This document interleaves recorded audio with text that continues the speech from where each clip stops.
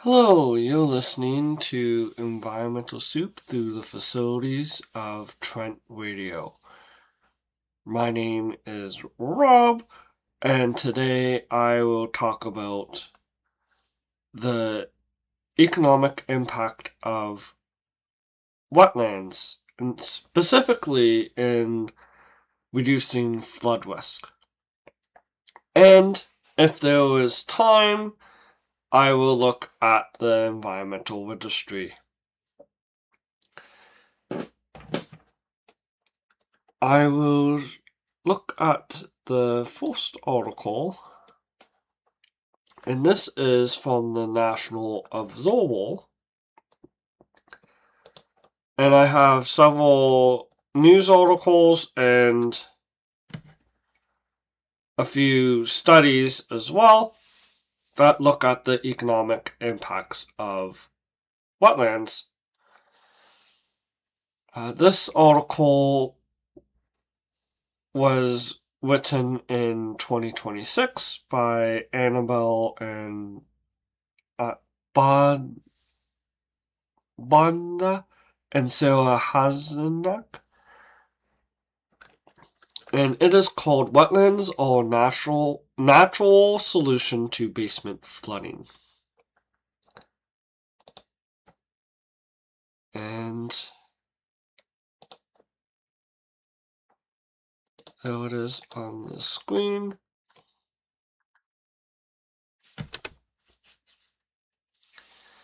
The article has a photo of a house that is surrounded by floodwater, and it says 1 in 10 Canadian households are at high risk of flooding that they are ineligible for insurance. This is problematic because if they lose their house,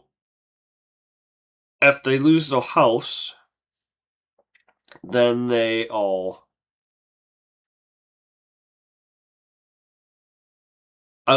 out potentially thousands or more in money, and people could lose their housing as well. And we don't want to be building new housing in areas where there's flood risk, because it increases the risk for municipalities and other levels of government, because there's rescue cost and disaster assistance.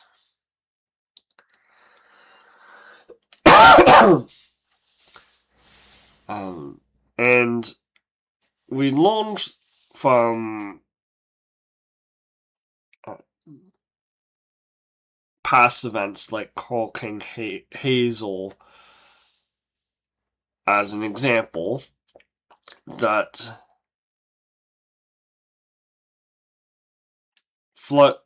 flooding and land control save lives.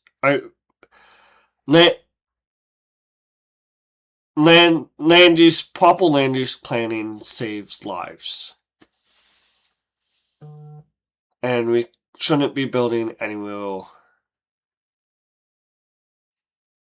And flood mitigation saves lives.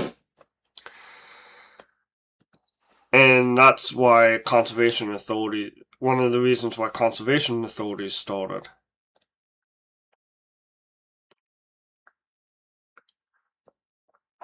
And the article continues. Municipalities face mounting infrastructure repairs, taxpayers shoulder emergency and recovery expenses, and households are left struggling to rebuild after repeated flood events.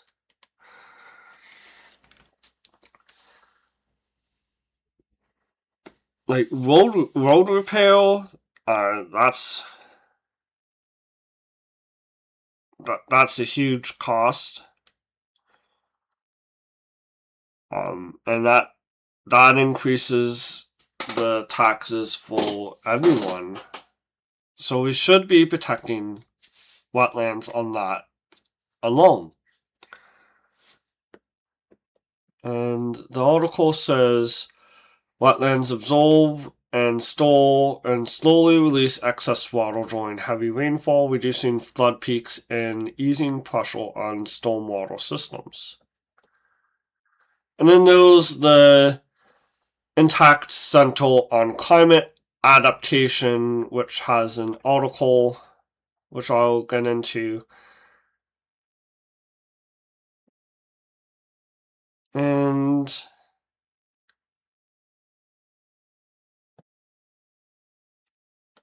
it talks about the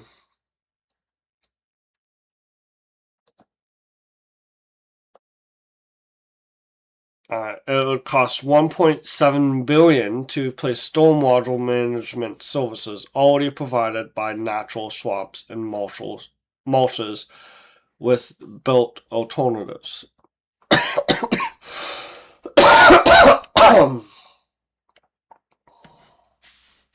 And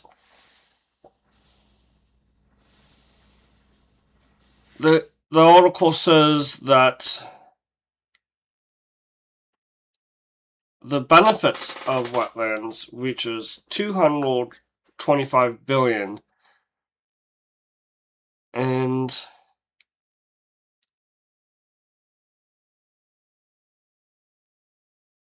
despite this, wetlands have continued to disappear. There is several reports on that. Back to basics from the previous Environmental Commissioner of Ontario, now found in the Auditor General, is one example.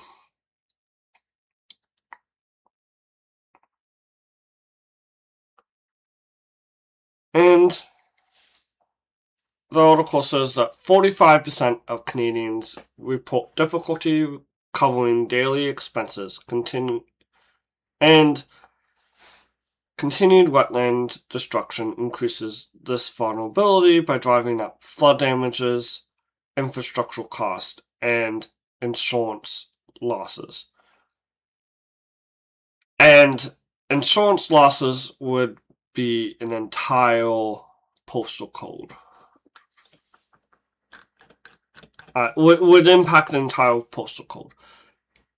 Even if the wetland damage is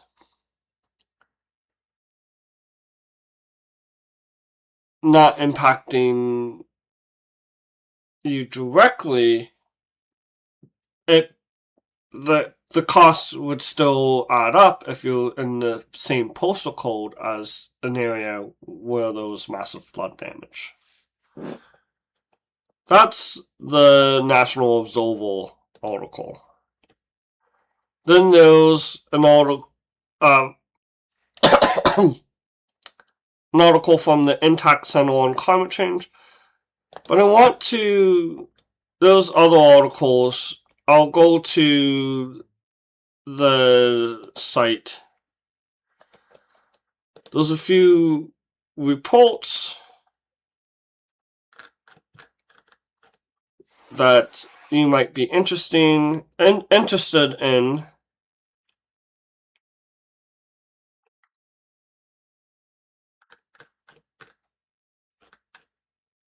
Like getting nature into financial reporting, natural asset disclosures for local government,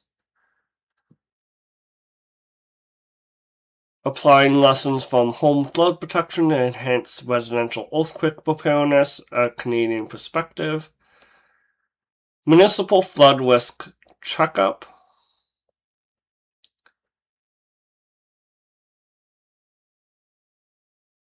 transitioning from rhetoric to action, etc.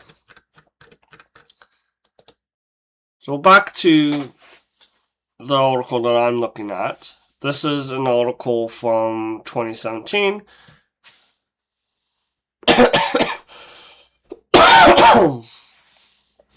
Called When the Big Storm Hits. So there will be a need to adjust for inflation with some of these numbers. And this study from the University of Waterloo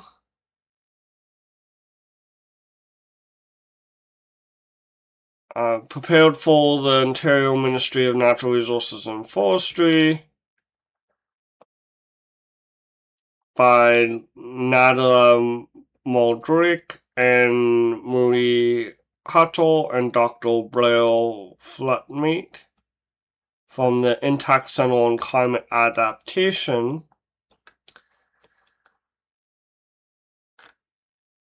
They looked at two different wetlands, a rural wetland and a more urban wetland, and looked at what happens if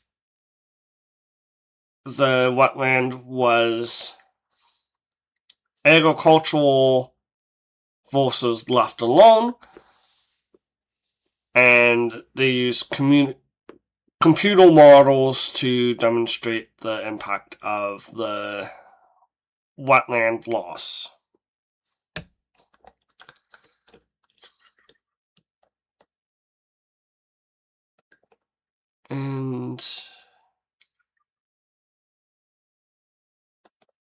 And then the flood damages will lower if wetlands will maintain in their natural state, with financial cost savings of 29% and 38% in the rural and urban areas respectively. And the sites were located in the city of Mississauga and the rural plot site was located near the city of Mississauga, and the urban site was located in the city of Waterloo. Each site is unique. So a different wetland would have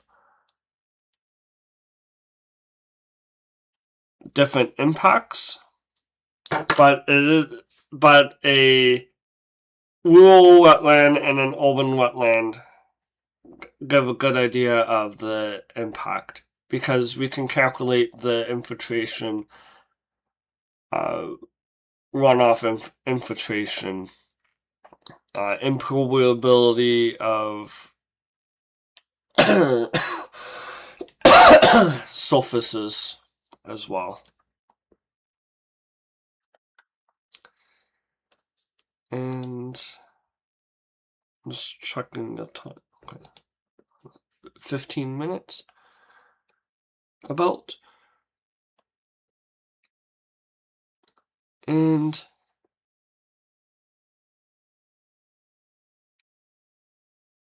the site used Hurricane Hazel, an example, which was a 1 in 500 year flood. That doesn't mean a flood will happen that doesn't mean it'll happen once every 500 years. It means there's a 1% chance of it happening in 500 years. And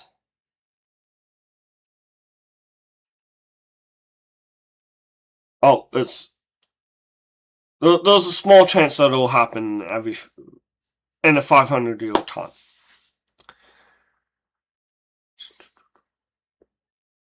And in the rural plot, if wetlands were maintained in their natural state, flood damages would have been 8.9 million, which was 3.5 million or 29% lower than the 12.4 million if the wetlands were replaced by agricultural development.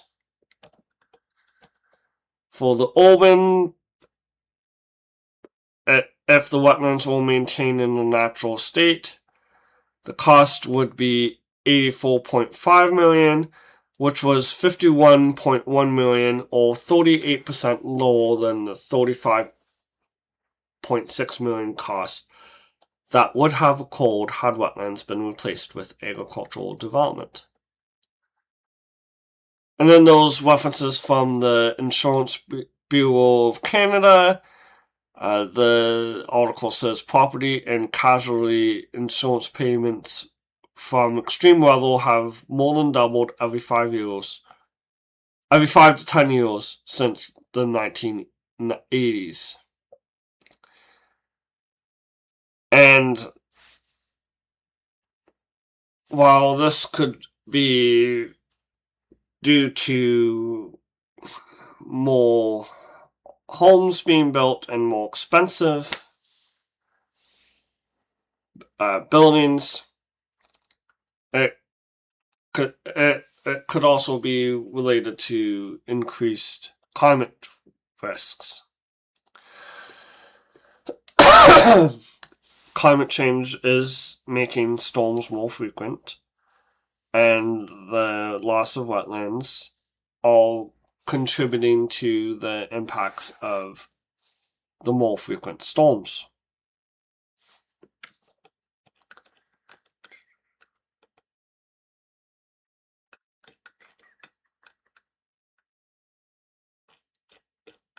And then, let's see.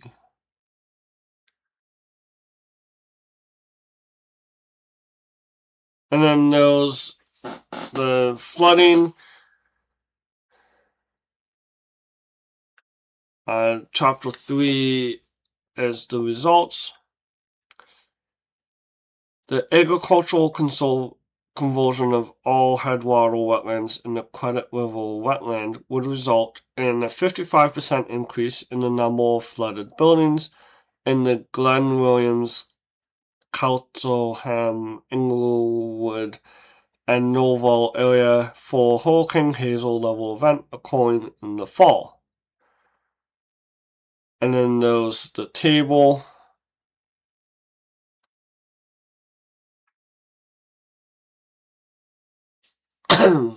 The baseline scenario would be 24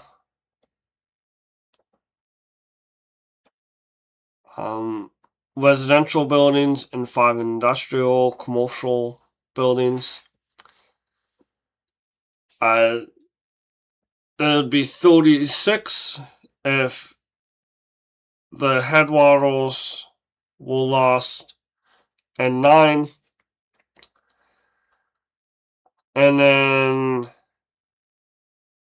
loss of all headwater wetlands and hummocky terrain in the Credit River wetland would increase it to 38. And 9 for industrial, commercial, and institutional. And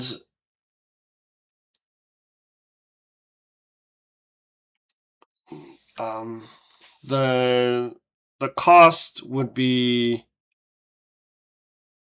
according to the Ontario Flood Damage Estimation Guide, would be 4.3 million. According to the Border Provincial Flood Damage Assessment Study, it would be 8.8 million in the baseline scenario, and 5.3 million to 13.4 million in the loss of wetlands in loss of all headwater wetlands.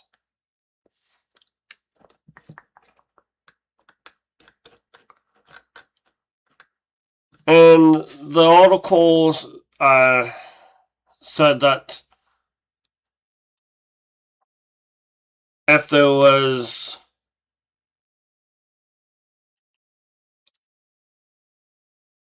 if they looked at urban conversions, then the loss would be even greater.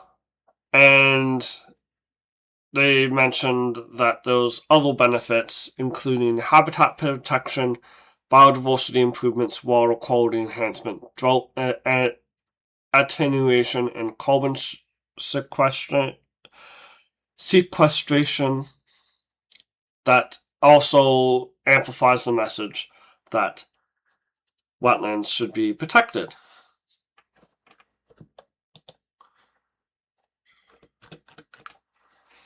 And then in EOS,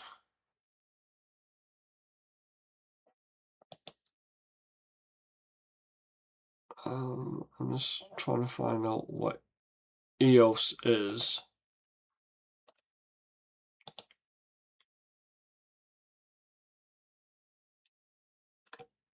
It is a digital magazine of science news.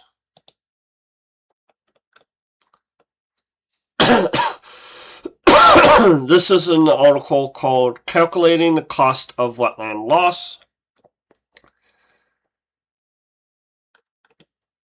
by Rebecca Owen in 2026. And it says that 40% of wetland has been lost to development and agriculture. And there was a study in Nature, Water, and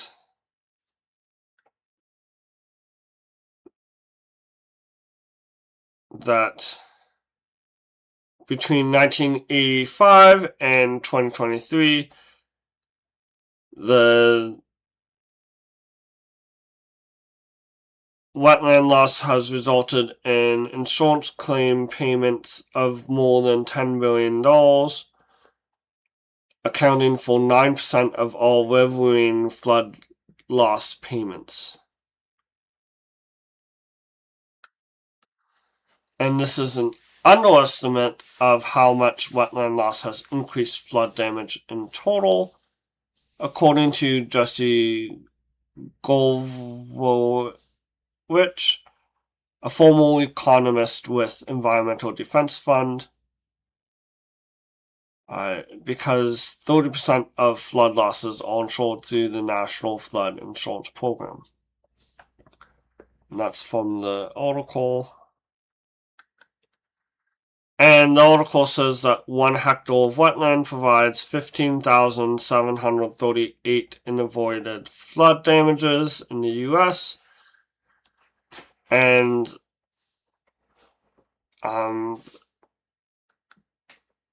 that number increases.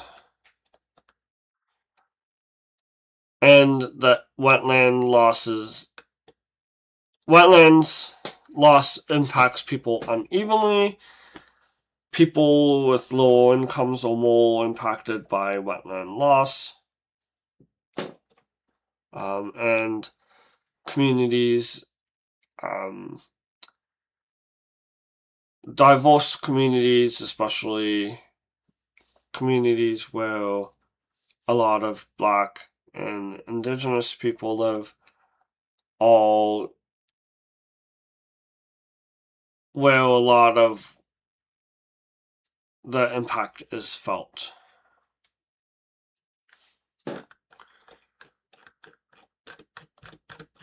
And then I found the article, but I was not able to access the article. But I was able to read the abstract.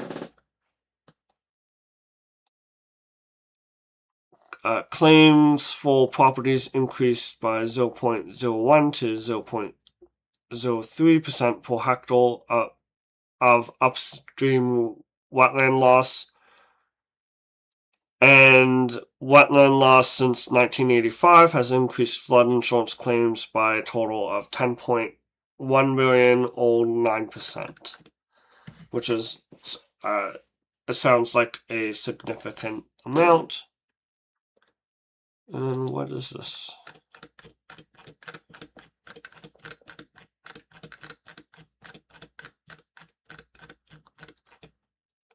Oh, I found an article from the Institute of Sustainable Finance. The wealth of wetlands, measuring the economic value of two critical economic ecosystem services in Canada. This is from 2024.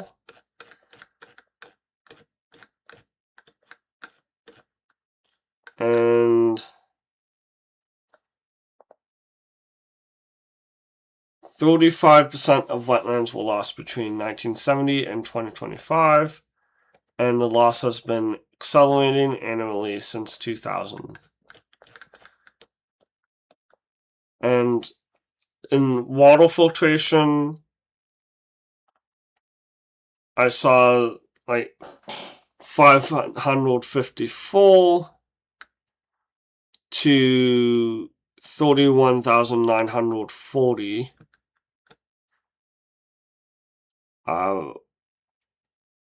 for $23 in Canadian per hectare per year.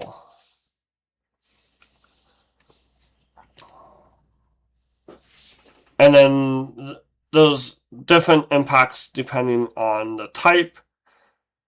There was a study by Azaz and Van Kaplan in 2021 that looked at the different types. Some look, and then those the development area makes a difference, like whether it's urban, rural.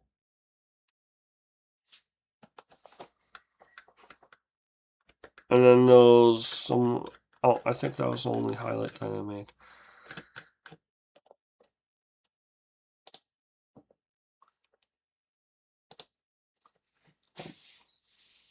I thank you for listening, and I hope that you have an appreciation of how wetlands add value, help reduce flood risk, and I hope that you take this to advocate for increased protections of wetlands at the municipal level, and municipal, provincial, and federal level, particularly municipally and provincial, where there is often a direct threat on wetlands.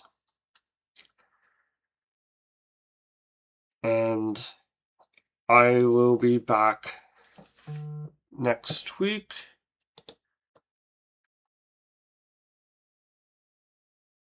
with a different episode. And I'm not sure what the topic will be. I haven't looked at the environmental registry in a while, so I might look at what's happening in the environmental registry. But I'll see you next week.